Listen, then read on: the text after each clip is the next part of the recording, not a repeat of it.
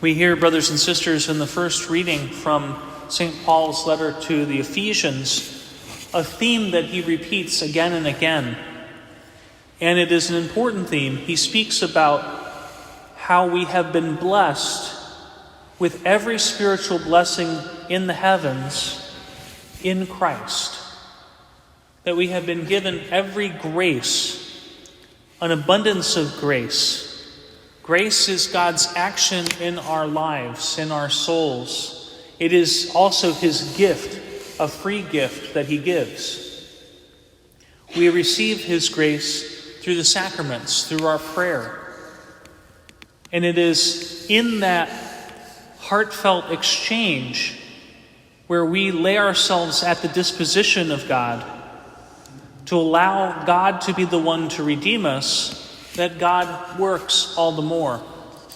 We see in the life of St. Teresa of Avila, whom the Church celebrates today, an example of how the grace of God can work. She was living a religious life for a number of years, and then the grace of God woke her up to the fact that she was basically mediocre. And God's grace set her on fire with love for him in such a way that she began to put herself more and more at the disposition of God's grace in prayer and in contemplation, but also in the founding of a reform of the Carmelite order, known today as the Discalced Carmelites. It had such an effect on the church at the time.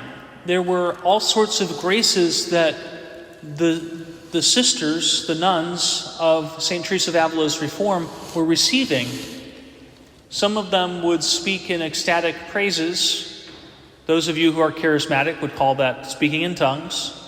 Some of them would experience what's known as minor ecstasy, which some of you who are charismatic know as resting in the Spirit or being slain in the Spirit.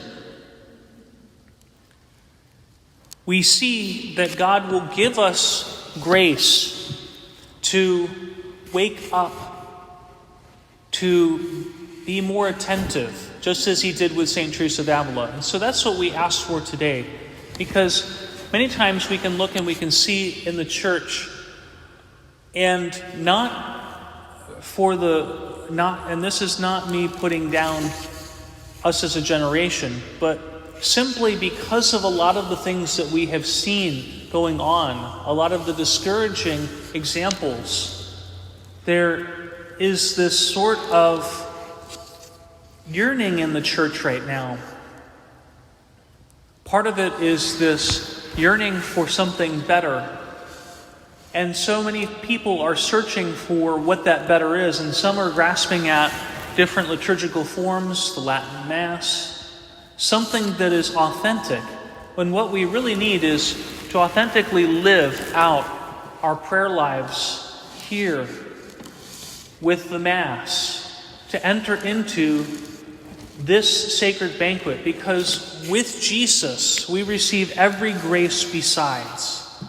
Every grace we could possibly want or even ask for is given to us through the Eucharist.